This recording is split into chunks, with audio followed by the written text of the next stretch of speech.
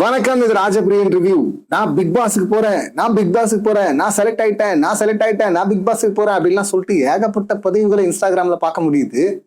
இது எப்பவுமே இப்படிதான் இருக்குமா, இல்லைன்னா நம்ம புதுசா அந்த பக்கம் போனதுனால அப்படி தெரியுதா அப்படின்னு சொல்லிட்டு தெரியல.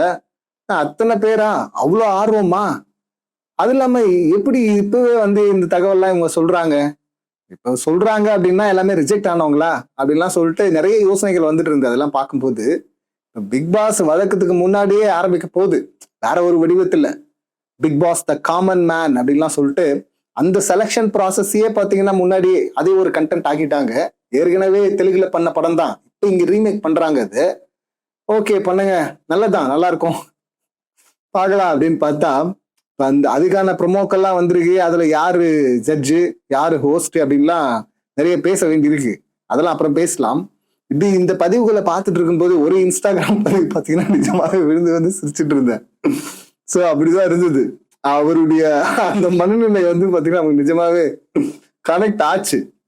யூஸ்வலா நம்ம ரிவ்யூ பண்ணும்போது ஒரு டைம் மேல அதையே பேசிட்டு இருக்கும்போது பேசாம நம்மளே போயிருக்கலாம்ல, அடுத்த முறை அப்ளை பண்ணலாமா அப்படின்லாம் கூட தோணும்ல. அப்படி தோன்றது இயல்புதான், பாக்குற எல்லாருக்குமே தோணும். ரிவ்யூ பண்றதுனால மட்டும் இல்ல, பார்த்தாலும் தோணும்னு வச்சுங்களேன். அப்படி எனக்கு அப்படி தோணும் போது நான் ஒரு டேபிள்ல வச்சிருப்பேன். நம்ம பொதுவா பார்த்தீங்கன்னா நம்முடைய ப்ரெடிக்ஷன் நிறையவே ஒர்க் அவுட் ஆயிருக்கீங்க, கரெக்டா தான் இருக்குமுங்க. அப்படி பார்க்கும்போது நம்ம வச்சிருக்கோம்ல செட் ஆஃப் ரூல்ஸ்லாம், இதெல்லாம் ஓகே, டிக் அடிச்சுன்னா உள்ள போலாம் அப்படின்னு பார்த்தா அதுல நம்மளே ரிஜெக்ட் பண்ற மாதிரி தான் இருக்கு சுச்சுவேஷன். ஸோ அதனால அப்ளை எல்லாம் பண்ணவே வேணாம் அப்படிங்கிற இடத்துல தான் நம்ம நிக்கிறோம். பட் அந்த வீடியோல ஒருத்தர் ஷேர் பண்ணாருன்னு சொன்னல, அவர் பார்த்தீங்கன்னா சொல்லியிருந்தாரு அந்த செலெக்ஷன் ப்ராசஸ் எப்படி நடந்துச்சு அப்படின்னு. இங்க அந்த ஃபர்ஸ்ட் ரவுண்ட், செகண்ட் ரவுண்ட், இந்த மாதிரிலாம் தாண்டி தேர்ட் ரவுண்ட் அப்படின்னு நினைக்கிறேன். அந்த இடத்துல பாத்தீங்கன்னா டிபேட்லாம் வச்சாங்க. அதுக்கப்புறம் பாட சொன்னாங்க, பெர்ஃபார்ம் பண்ண சொன்னாங்க அப்படின்ட்டு இருந்தாரு. அதெல்லாம் கூட ஓகே, ஒவ்வொருத்தருக்கு பேச வரும், நல்ல டாஸ்க் பண்ணுவாரு, பர்ஃபார்ம் பண்ணுவாங்க ஒருத்தங்க, அப்படி பண்ணா ஓகே. அப்படி பாத்தீங்கன்னா ஒருத்தர் பர்ஃபார்ம் பண்ணும்போது சம்மந்தமே இல்லாம எல்லாரும் அட்டென்ஷனை கிராப் பண்ற அப்படின்னு சொல்லிட்டு ஆளாளுக்கு பண்ணிட்டு இருந்திருக்கிறாங்க. அதை பார்க்கும்போது இவருக்கு எதுவுமே பண்ணன்னு தோணலையா? அப்படி தோன்றது கரெக்ட் தானே? ஏன் நீங்க எதுவுமே பண்ணல, நீங்க மட்டும் தனியா அமைதியா இருக்கீங்க அப்படின்னு கேட்டிருக்காங்க. அவர் சொன்னாரா எனக்கு எதுவுமே தோணல அப்படின்னு சொல்லிட்டு. மத்தவங்க எல்லாம் தோணலனாலும் அவங்க பண்ணிதான் ஆகணும்ல, ஏன்னா அப்படிதான் இதை எடுத்துட்டு போயிட்டாங்க. சந்தானம் காமெடி ஒண்ணு இருக்குல்ல, எஸ்ஐ சார் இது போலீஸ் ஸ்டேஷனா இல்ல மென்டல் ஹாஸ்பிட்டலான்னு தெரியல சார் அப்படின்னு. சோ அந்த காமெடி எல்லாம் அவர் சொல்லியிருந்தாரு. அந்த மனநிலையில தான் நான் இருந்தேன் அப்படின்லாம் சொல்லிட்டு. சோ நம்ம போவாமையே அவர் மாதிரிதான் நம்மளும் இருந்திருப்போம்னு வச்சுக்கல அந்த ஜோன்ல. அது நம்ம கனெக்ட் ஆயிடுச்சு. அதனால பாத்தீங்கன்னா சிரிச்சுட்டு இருந்தேன். எனக்கு அந்த அவருடைய பேரை மறந்துட்டேன், சேனல் பேர் கூட தெரியல, எனக்கு தெரிஞ்சிருந்தா அதை நான் சொல்லியிருப்பேன். சோ இந்த மாதிரி நிறைய நடந்திருக்கு. இன்னும் நிறைய பேர் பாத்தீங்கன்னா இப்பவே யூஸ்வலா பிக் பாஸ்குள்ள போவாங்க, பாசிட்டிவா பேர் எடுப்பாங்க, ஒரு சிலர் நெகட்டிவா நிறைய பேர் பேர் எடுத்துட்டு வருவாங்க. வந்ததுக்கு அப்புறமும் பரவாயில்ல, அடி வாங்கினாலும் அதை வச்சு ஒரு கண்டென்ட் ப்ரொமோஷன் பண்ணி வெளியே வந்துருவோம் அப்படின்லாம் சொல்லிட்டு அதை ஒரு பிசினஸா கன்வெர்ட் பண்ணுவாங்கல்ல. இப்ப பாத்தீங்கன்னா இந்த ஷோவே இன்னும் ஆரம்பிக்கல, டெலிகாஸ்டாவே ஆரம்பிக்கல, 16 தான் வரப்போகுது இல்ல. அதுக்கு முன்னாடியே பாத்தீங்கன்னா நான் first round, second round, third round அப்படிலாம் சொல்லிட்டு நிறைய பேர் ரீல்ஸா போட ஆரம்பிச்சிட்டாங்க. இதுல எவ்வளவு உண்மை, எவ்வளவு ரீல்ஸ் அப்படின்னு சொல்லிட்டு தெரியல இப்போதைக்கு. சோ அதை வெயிட் பண்ணி தான் பார்க்கணும். பிக் பாஸ் காமனர் அப்படின்னாவே பாத்தீங்கன்னா நீ தனலட்சுமி தான் ஞாபகம் வருவாங்க. சீசன் 6 முதல் வாரத்திலாம் பாத்தீங்கன்னா அவங்க ஃபீல் பண்ணிலாம் அழுதுட்டு இருப்பாங்க நாமினேஷன்ல வந்ததுக்கே. ஏன்னா கூட இருக்கிற எல்லாருமே பாத்தீங்கன்னா செலிபிரிட்டி அந்த ரேஞ்சில் இருக்கிறாங்க. அவங்களுக்கு நிச்சயமா என்னை விட அதிகமா ஓட்டு வரும், எனக்கு யார் ஓட்டு போடுவாங்க, அவ்வளோலாம் வர வாய்ப்பே இல்லை, நாமினேஷன்ல இருந்தாலே என்ன அவுட்டு, எனக்கெல்லாம் டைமே இல்லையே அப்படின்லாம் சொல்லிட்டு அழுது புலம்பிட்டு இருப்பாங்க. அந்த சுச்சுவேஷன்ல மக்கள்லாம் இறக்கப்பட்டு கனெக்ட் ஆகி எக்கச்சக்கமா ஓட்டு அள்ளி போட்டு அவங்கள உள்ள இருக்க வச்சாங்க. அதுக்கப்புறம் அண்ணா அசீம் பாத்தீங்கன்னா சம்மந்தமே இல்லாம போட்டு அவங்கள அடிச்சு அவங்க ஸ்கோரை ஏத்தி எல்லாம் கரெக்டா போயிட்டு இருக்கும்போது பாத்தீங்கன்னா கடைசியில இந்த ஓவியா சீசன்ல ஜூலி கரெக்டா போயிட்டு இருந்து கரெக்டான டைம்ல பாத்தீங்கன்னா தப்பான ஆளோட ஜம்ப் பண்ணிருப்பாங்கல்ல. சோ அந்த மாதிரி தான் இங்க தனலட்சுமி அக்காவும் பாத்தீங்கன்னா அந்த பக்கம் ஜம்ப் அடிச்சு உருட்டுன்னு உருட்டி அழுது வேற மாதிரி கேம்லாம் விளையாடி கேவலமா பேர் வாங்கிட்டு வெளியே வந்தாங்க. டாஸ்க் பீஸ்ட் அப்படின்லாம் உருட்டினாலும் ஒன்றும் ஒர்க் அவுட் ஆகல.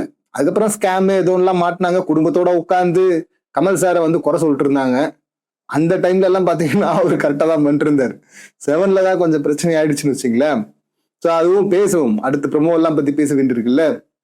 ஸோ காமனர்னா அந்த விஷயம் தான் எனக்கு ஞாபகம் வரும். இப்ப ஒரு காமனர் உள்ள போயிட்டு ஜெயிக்க முடியுமா, வைல்டு கார்டா உள்ள வரவங்க ஜெயிக்க முடியுமா அப்படின்னா ஆல்ரெடி 7ல நம்ம பார்த்துட்டோம்ல, வைல்டு கார்டு வின் பண்ணிட்டாங்க. அப்படி இருக்கும்போது இப்படி ஒண்ணு இருக்கட்டுமே, இது வந்து ஸ்கிரிப்ட் தான் அப்படின்லாம் சொல்லிக்கிட்டு அப்படிதான் பண்ணுவோம் நாங்க அப்படின்லாம் பிளான் பண்ணாங்கன்னா அது பண்ணிட முடியாது. பண்ண ட்ரை பண்ணுவாங்க, அப்படியெல்லாம் பண்ணிட முடியாது அப்படிங்கிறது தான் நம்ம இத்தனை வருஷம் பிக் பாஸ் ரிவ்யூ பண்ணதுல நம்புறது உறுதியா. பட் ஸ்கிரிப்ட் தான்னா கொடுப்பாங்க எப்படியும், ஏன்னா பிசினஸ்க்கு அது ரொம்ப முக்கியம் இல்ல. காமனர் கேட்டகரியில இருந்து எடுத்து வந்து அவங்கள பூஸ்ட் பண்ற மாதிரி பண்ணி எல்லாருக்கும் வாய்ப்பு இருக்குன்னு சொல்லிட்டு எல்லாரையும் பார்க்க வச்சு அது ஒரு பிசினஸ் மாடல் அவங்க நல்லாவே தெரியும் விஜய் டிவிக்கு. இதுக்கு முன்னாடி சேனல்லே பூஸ்ட் பண்ணணும்னு நினைச்சாலும் மக்கள் மத்தியில் அது வேறவா தானே வெளியே வந்திருக்கு, அதுவே நம்ம பார்த்துருக்கிறோம். பார்ப்போம் இந்த விஷயம். எனக்கு அந்த நண்பர் வந்து வீடியோ போட்டிருந்தாரு சொன்னல, ஸோ அந்த வீடியோ பார்த்ததுல இருந்து பிக் பாஸுக்கு நம்ம ஆர்வமா இருக்கிறது வேற, ஆனா பிக் பாஸை தாண்டி இந்த ஷோ எப்படி போகுது அப்படிங்கறத பாக்குறதுக்கு நிச்சயமாவே ரொம்ப ஆர்வமா இருக்கு.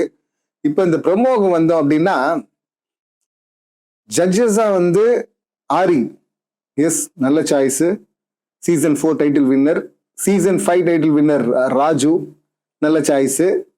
அப்புறம் ஓவியாவை கூப்பிட்டு வந்துருக்கிறாங்க, ரொம்ப நல்ல சாய்ஸ். ஏன்னா ஓவியா வந்து ஃபர்ஸ்ட் ஆர்மி இல்ல, ஓவியா ஆர்மி. இந்த ஆர்மியை பார்த்து பொலிட்டீஷியன்ஸே பல பேர் பார்த்தீங்கன்னா புலம்பிட்டு இருந்தாங்க, அங்கெல்லாம் ஓட்டு போடுறீங்க எங்களுக்கு ஏன்டா புலம்புன்றீங்க அப்படின்னு.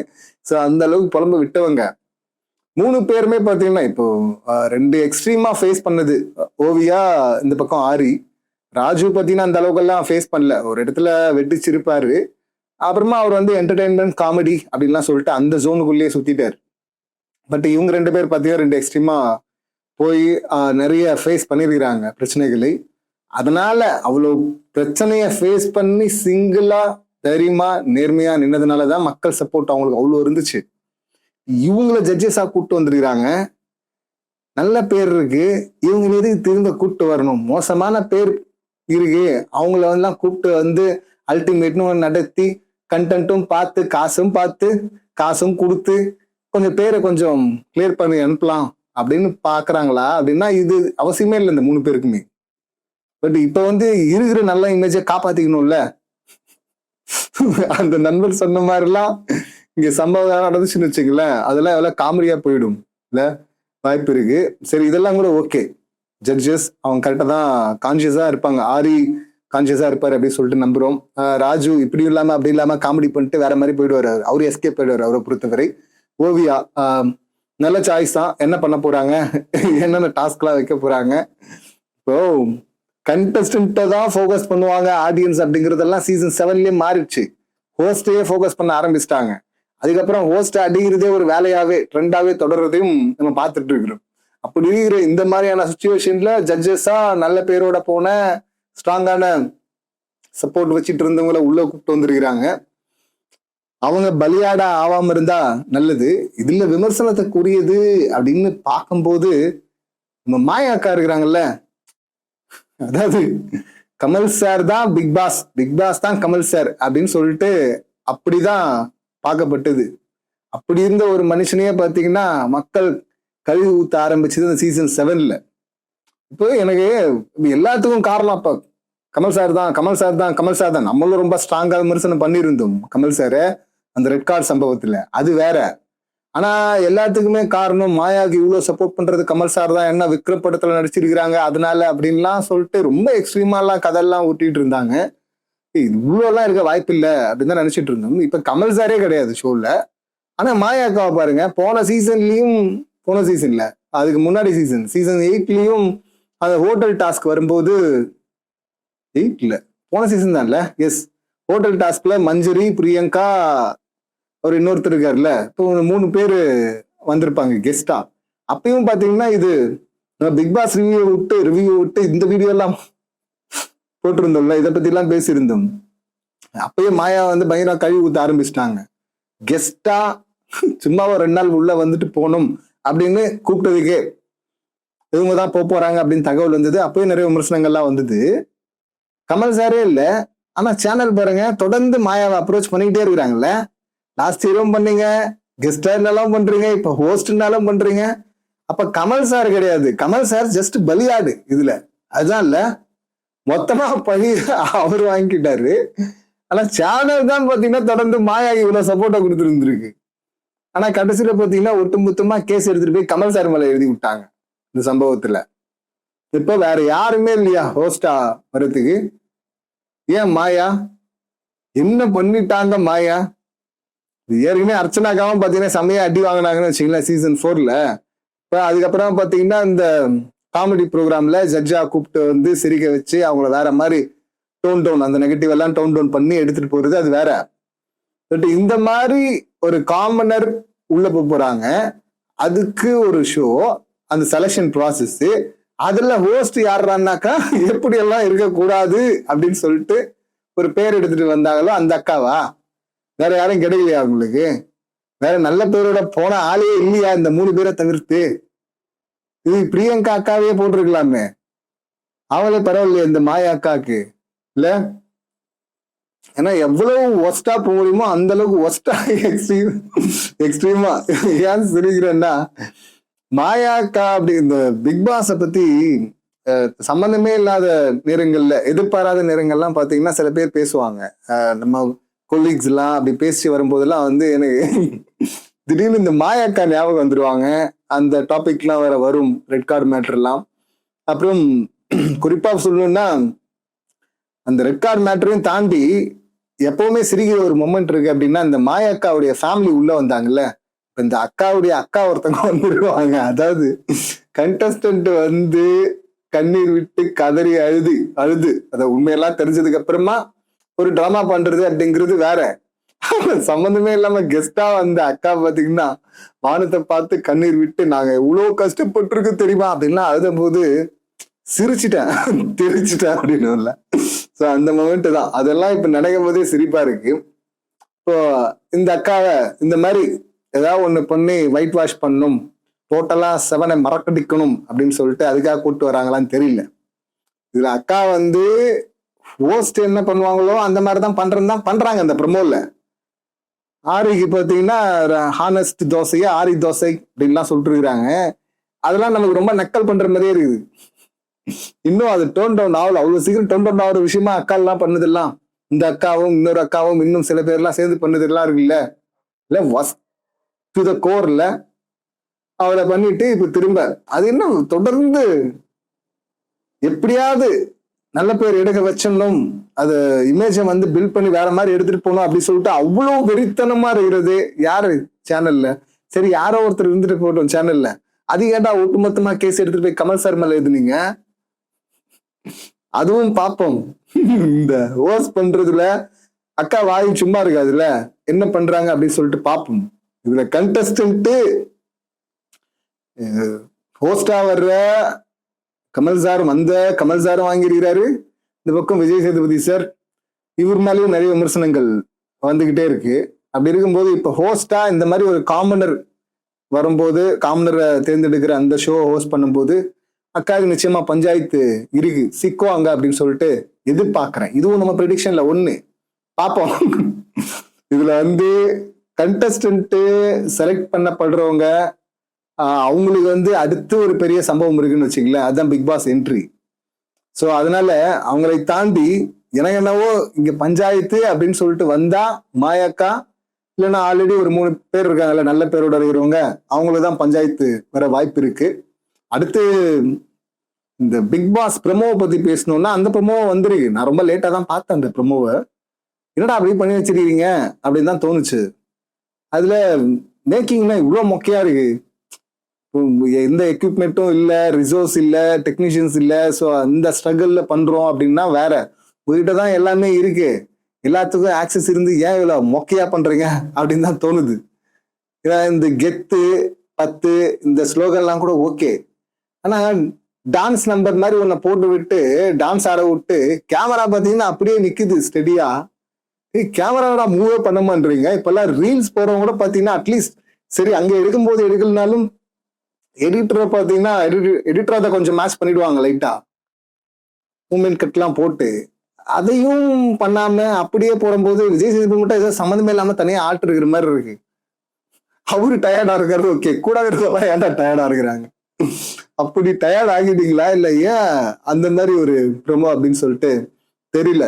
அதுல குறிப்பா சொல்லணும்னா எனக்கு சிரிப்பா இருந்தது பாத்தீங்கன்னா, இந்த எவிஷனை பொறுத்தவரை இவரு சேவ் ஆகணும் அப்படிங்கிறதுக்காக பூஜை பண்ணுவாங்க, எலிமினேட் ஆகணும் அப்படிங்கிறதுக்காக சூன்யம் வைப்பாங்க, அதுக்கப்புறம் ப்ரிடிக்ஷன்லாம் நடக்கும் அப்படின்லாம் சொல்லிட்டு அந்த கிளி ஜோஷியம் மாதிரி ஒண்ணு காட்டுறாங்க. அதுல ஒரு கிளி பாத்தீங்கன்னா வந்து ஒரு கார்டு எடுத்துட்டு போயிட்டு விஜய் சேதுபதி சார் கையில கொடுக்குது.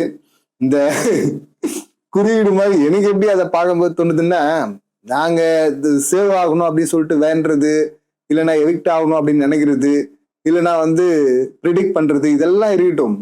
முதல்ல அந்த பச்சைகிளி யாரு அப்படிங்கிற டவுட் வருஷம் நமக்கு வந்துகிட்டே இருக்கு.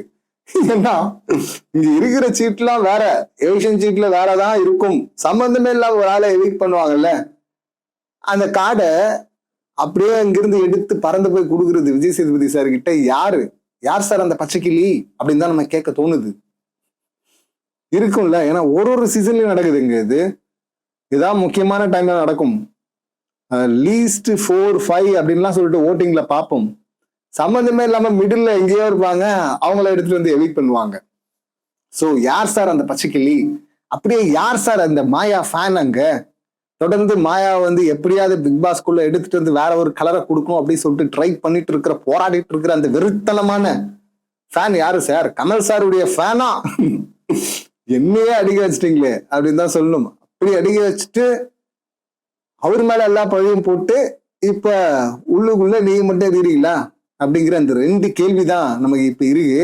போக போக இதுக்கு பதில் கிடைக்குதா அப்படின்னு சொல்லிட்டு பார்ப்போம். அடுத்து இந்த ரிவ்யூவை பத்தி சொல்லணும் அப்படின்னா, நம்ம வேற வேலையில இருக்கும்போது வேற இந்த டிஸ்கஷன் இந்த மாதிரிலாம் போவோம்.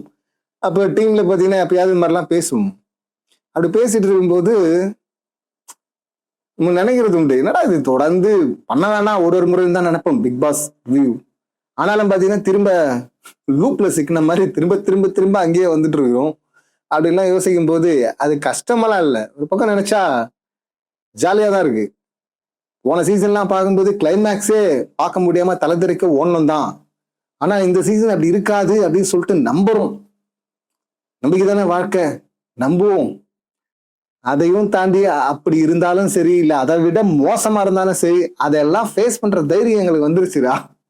அதெல்லாம் பார்த்துட்டோம்ல, சோ வந்துருச்சு. இந்த முறையாவது கொஞ்சம் கேர்ஃபுல்லா இருங்க செலக்ஷன்ல அப்படின்னு தான் நமக்கு சொல்ல தோணுது. பட் நம்ம வாய்ஸ் எல்லாம் அவங்க லிசன் பண்ண போறது கிடையாது.